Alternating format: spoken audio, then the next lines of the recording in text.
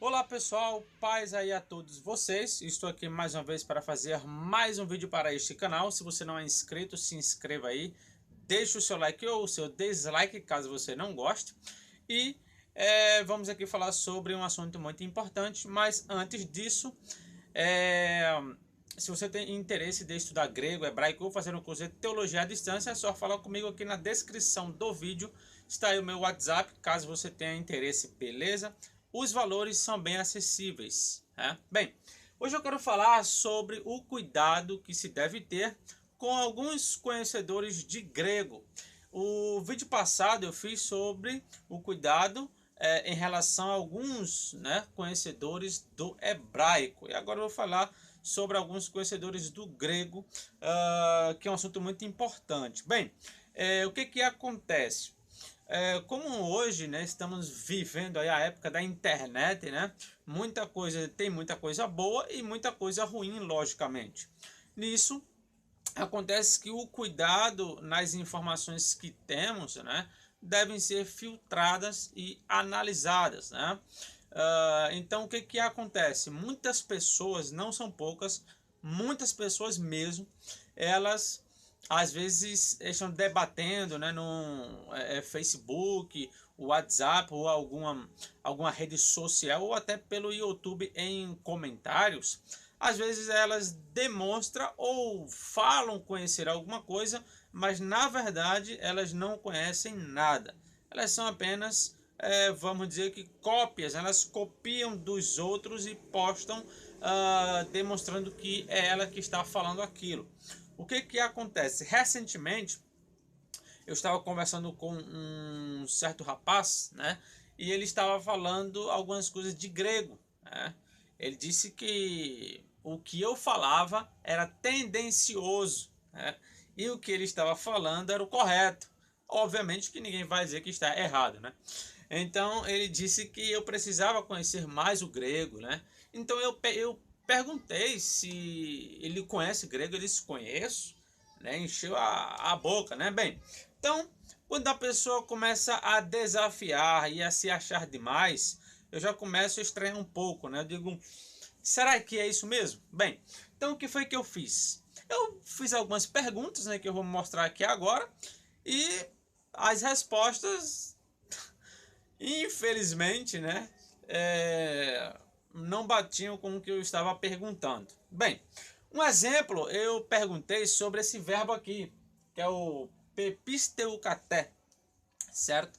Esse verbo aqui, que aparece lá em João, capítulo 16, versículo 27, tanto esse primeiro quanto esse segundo aqui, Esse primeiro significa amar, que é o verbo que está no perfeito da segunda pessoa do plural, e aqui significa questão de crer, segunda pessoa do plural do perfeito também, certo? O que acontece?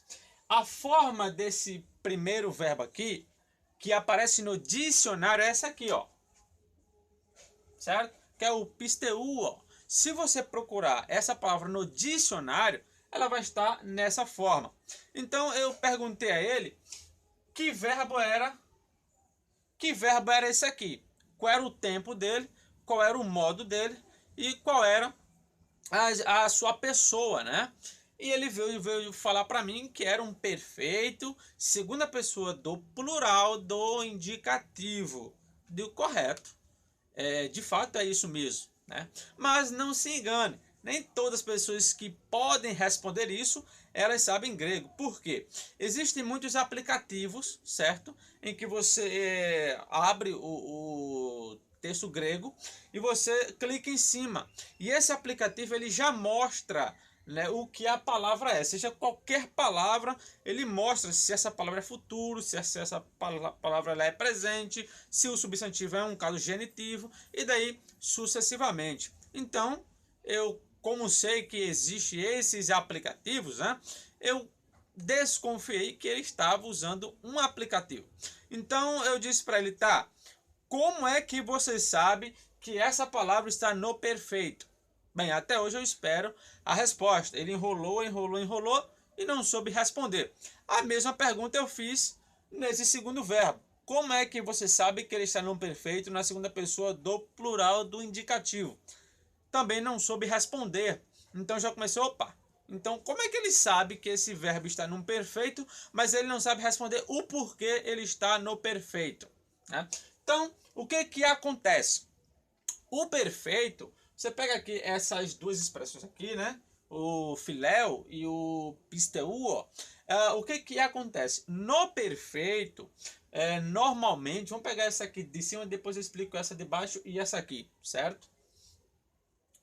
O que que acontece? A primeira letra da palavra, essa aqui, que no caso é essa aqui, no perfeito ela vai ser reduplicada, certo? Note que o pisteu aqui é essa aqui, ó. Você vai ver que isso aqui, essa forma, ela não está presente aqui, no caso essa última letra. Por quê? Porque isso é uma característica do presente. Como ele está num perfeito, ela vai sair, certo? Ela vai ser ali omitida. Veja que fica o pisteu, certo? Certo. Então, essa primeira letra aqui, ela vai ser reduplicada, certo? É por isso que existe essa aqui, ó, certo? Aí vai ter mais esse Ezinho aqui, que é chamado E de aumento, certo? Aí você vai ter a característica do perfeito, né? Perfeito ativo, que é esse K. Você vai ter a vogal temática junto da sua terminação na segunda pessoa do plural, certo? Então é por isso que esse verbo ele está no perfeito, porque ele reduplica a sua primeira letra, como está aqui, certo? Vai ter esse de aumento, esse K aqui é a característica do perfeito, e aqui você vai ter a sua desinência, vamos assim falar, a sua forma que você vai identificar, certo? Aqui eu perguntei, bem, o perfeito ele dá um redobro da sua primeira letra, certo? Por que é que esse verbo aqui, ele não reduplicou a sua letra aqui? Por que que esse verbo aqui, nesse verbo aqui, por que que a sua primeira letra é essa aqui, mas o seu redobro foi a outra letra?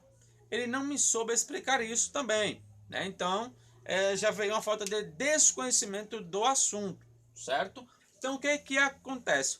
Na língua grega, eu vou falar aqui de uma forma bem simples, tá? Para que o público aí compreenda, já que tem pessoas que estudam grego e tem pessoas que não sabem, certo? No grego, quando uma palavra começa com essa letra, a regra é que essa seja reduplicada e não essa aqui, certo? É como se essa forma aqui, vamos falar que ela fosse uma forma, a sua forma plena, né? E essa aqui fosse uma forma de questão abreviada, vamos assim dizer, tá? Então, essa primeira letra, ela vai reduplicar essa aqui. Por isso que não se tem essa aqui como o redobro, né? Ou como a sua primeira letra sendo redobrada, certo? Então, você vai ter, aí você vai ter essa letra aqui, você vai ter o E, e aqui vai funcionar da mesma forma. Olha, o K, característica do perfeito, certo? E aqui você vai ter a sua vogal temática e vai ter ali a sua forma final, que é o T, certo? Então, ele não soube responder isso. Mesma coisa acontece aqui, ó, nesse verbo abaixo. Esse verbo aqui, ele aparece, se não me engano, lá no livro de Atos, capítulo 16, versículo 24, algo assim. É a última palavra. Aqui, quando essa letra ela vem como a primeira letra de uma palavra, essa aqui, o que reduplica não é ela, é essa aqui. Certo? Por isso que aqui você não tem essa letra reduplicada, você vai ter essa aqui. Certo? Então, vai funcionar dessa forma. Né?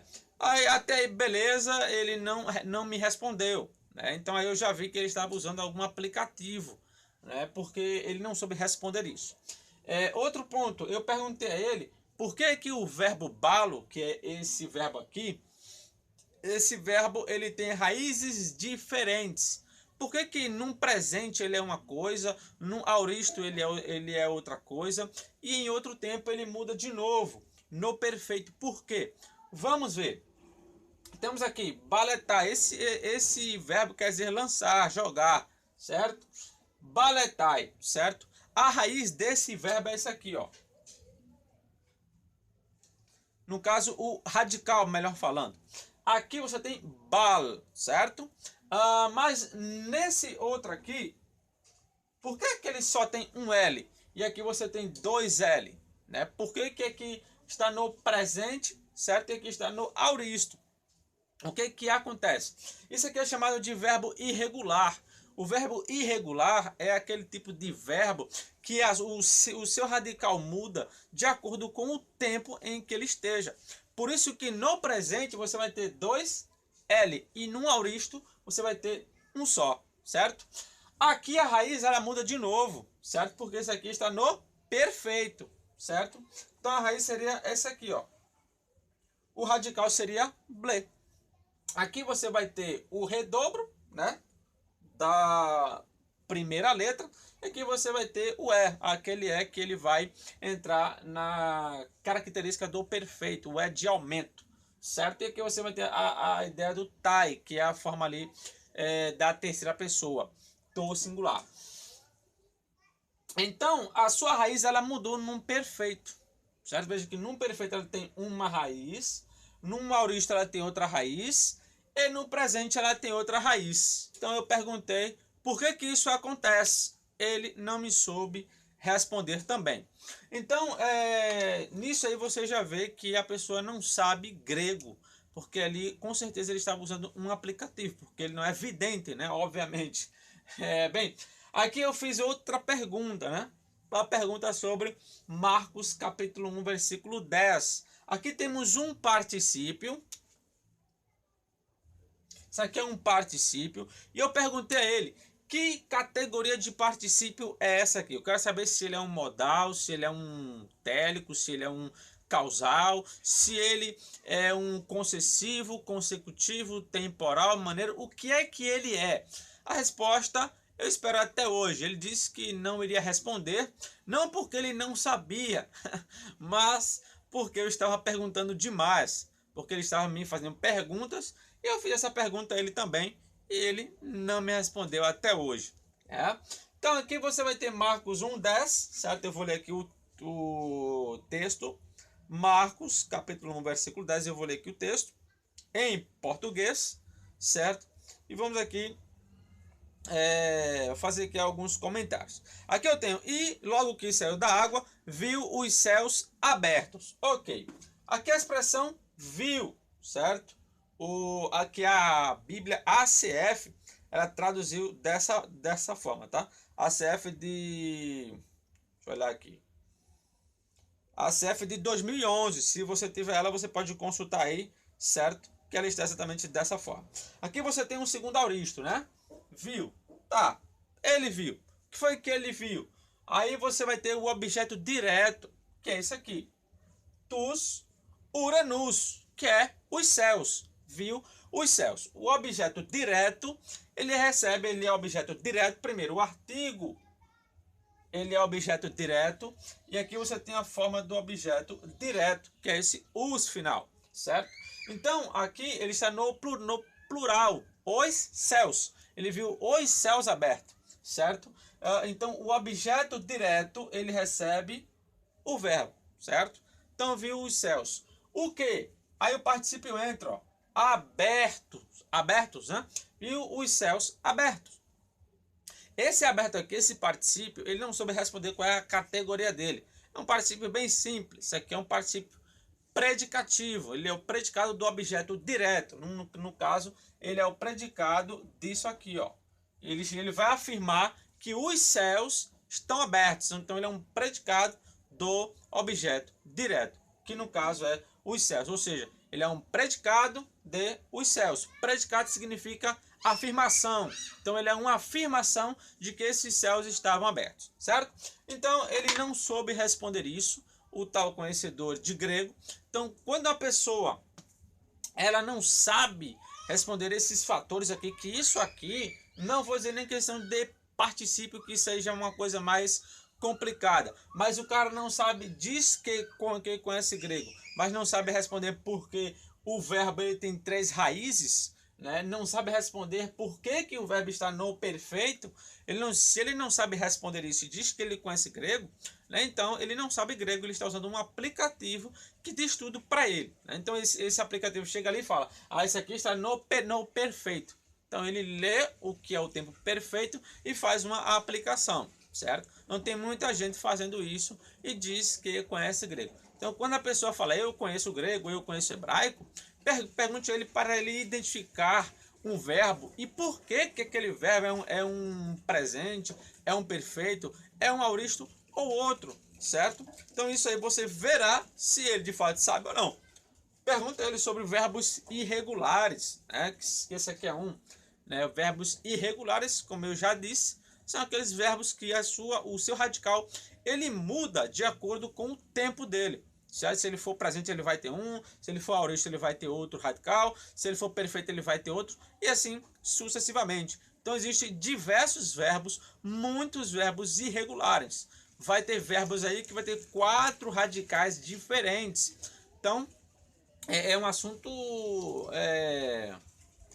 que se de fato o cara não estudou, ele não vai saber ter uma resposta, ele não vai saber responder aquilo, certo? Então é muito bom vocês terem cuidado com certas pessoas que estudam grego.